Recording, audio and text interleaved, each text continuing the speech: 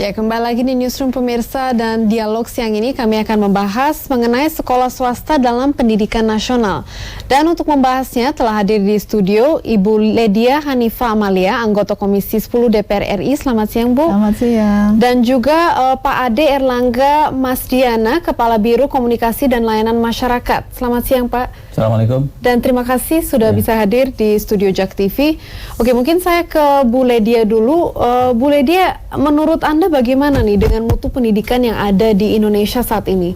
Kalau kita mau mengukur mutu, memang ukurannya kita masih agak beragam ya. Tetapi kalau kita lihat dari rata-rata lama bersekolah kita misalnya yang masih 8,9 tahun, terus ada beberapa provinsi yang sudah melampaui rata-rata nasional, menunjukkan betapa sesungguhnya kita masih harus mengejar wajib belajar 9 tahun.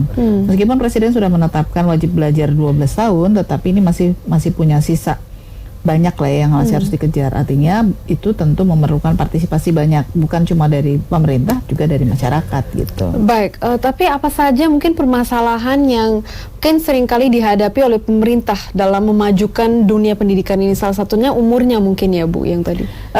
Persoalan yang lain adalah soal sarana prasarana, terus kemudian persebaran guru, kemudian kualifikasi gurunya juga, serta fasilitas yang bukan fasilitas fisiknya, tetapi akses dari siswa menuju ke sekolah. Karenanya memang ketika kita bicara tentang akses dari rumah ke sekolah, kita juga tidak bisa menafikan ada sekolah-sekolah swasta yang dibangun, yang juga itu sebenarnya bisa menjadi bagian yang bersama-sama dengan pemerintah untuk menguatkan sistem pendidikan nasional kita gitu.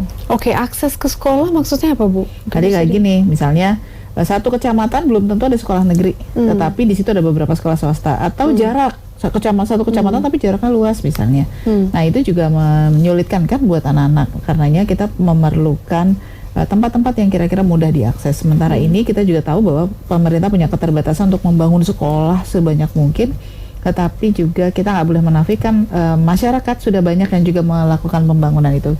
Tinggal bagaimana kemudian pemerintah memanfaatkan sekolah-sekolah swasta ini supaya nanti bisa berkualitas lebih baik, atau setidaknya ada kerjasama yang lebih kuat. Kalau kita bicaranya Jakarta, mungkin sekolah swastanya udah bagus deh ya.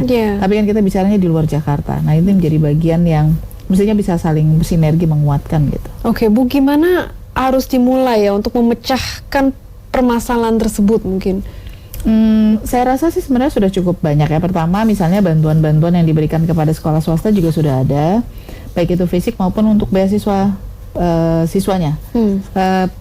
Yang kita juga perlu melihat adalah bagaimana menempatkan sekolah swasta ini bersama-sama dengan sekolah-sekolah pemerintah untuk sama-sama mendorong peningkatan yang lebih baik. Tapi memang disparitasnya sekolah swasta terlalu besar. Ada yang lebih dari sekolah-sekolah negeri, tetapi ada yang sangat jauh karena dibangun karena masyarakat merasa sedih di sana tidak ada sekolah yang bisa diakses, sehingga kemudian mereka membangun sendiri.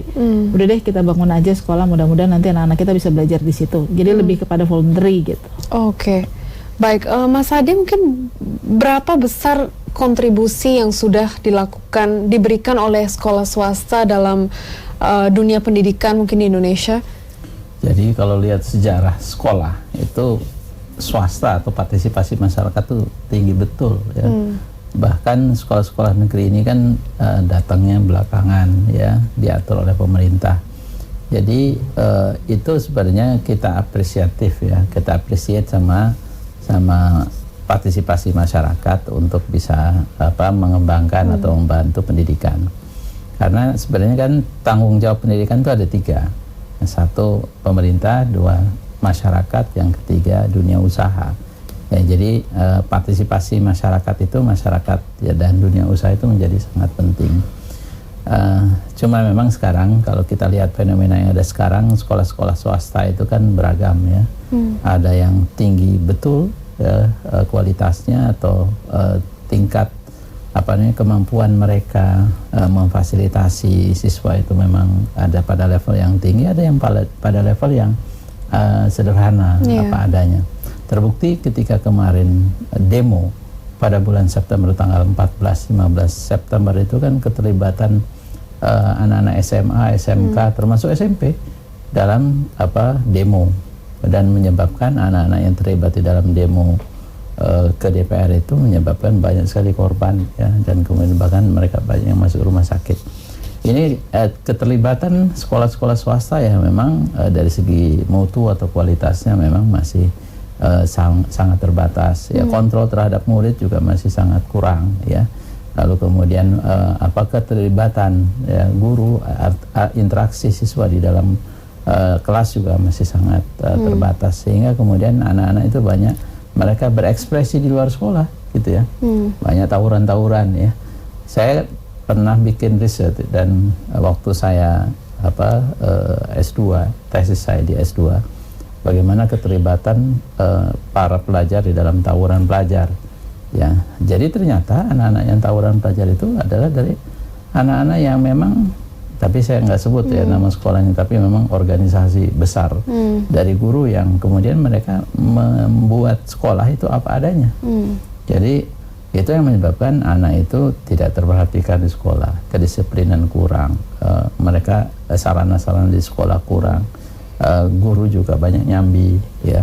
Lalu kemudian anak-anak ya berekspresinya ya di luar sekolah. Ditambah lagi kemudian ada semacam inisiasi dari senior kepada juniornya. Kalau mau diterima oleh seniornya harus terlibat di dalam frontliner tawuran. Iya. Ya. Tapi kultur itu banyak gak Pak di sekolah-sekolah di Indonesia? Nah, kalau kita ambil di generalisasi tentu tidak ya. Itu lebih cenderung tawuran itu banyak di daerah-daerah periperial ya, atau mungkin agak masuk ke kota ya.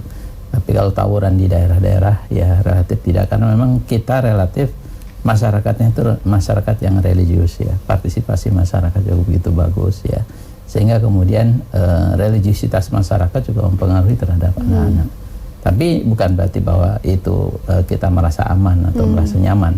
Tetap saja bahwa kita harus waspada dan kemudian kita memperhatikan aspek kualitas pendidikan yang ada di sekolah-sekolah swasta di Indonesia. Baik, tapi bagaimana dengan mutu dan kualitas sekolah swasta? Apakah perlu mungkin untuk dilakukan standarisasi syarat-syarat yang diberikan pemerintah kepada sekolah swasta atau tidak perlu? Tentu harus ya. Kalau standar kan ada 8 standar dari Undang-Undang Sisdiknas ya. Ada standar isi, standar mutu, standar lulusan, standar anggaran ya. Lalu standar pengelolaan ya. Jadi 8 standar itu memang harus ada, tapi memang kalau kita lakukan assessment ya terhadap sekolah-sekolah di swasta memang masih perlu ya kita perhatikan betul ya. Dan nanti kan tahun 2021 itu kan tidak ada lagi ujian nasional, yang ada adalah assessment ya terhadap kompetensi siswa minimum, lalu kemudian assessment atau survei karakter.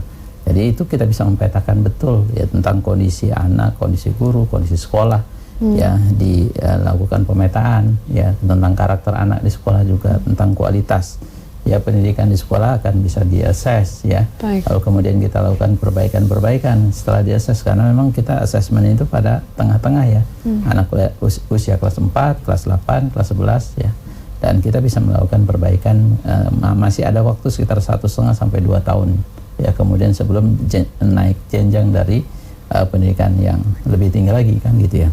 Nah itu kan pada tahun 2021 kita bisa lakukan akses itu. Dan memang sekarang juga kalau ujian nasional sekarang juga nggak efektif juga kan. Ujian nasional nggak bisa dipakai juga untuk untuk bisa naik ke perguruan tinggi, enggak ya.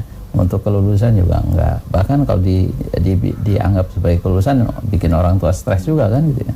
Orang tua stres, guru stres, anak stres. Baik, Pak Ade, jadi stres. Mungkin kami akan lanjutkan dialog mengenai ujian nasional ini setelah jeda yang satu ini. Pemirsa tetaplah di Newsroom.